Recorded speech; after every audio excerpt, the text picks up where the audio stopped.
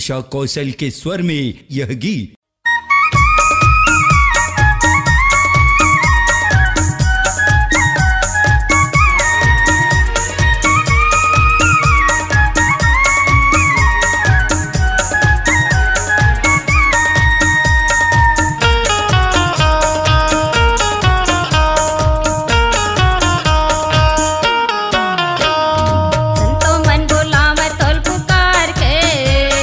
दोनों हाथ जोड़ के बाबा माँ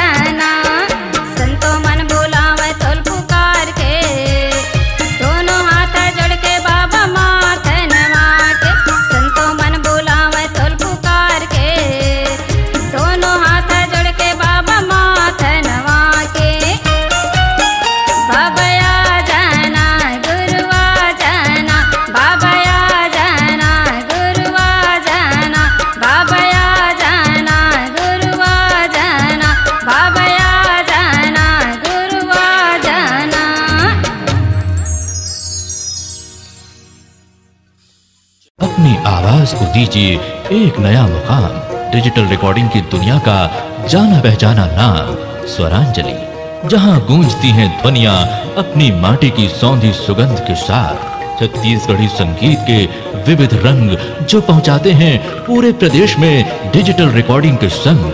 स्वरांजलि स्टूडियो, नेमीचंद गली नंबर 2, गंजपारा, रायपुर।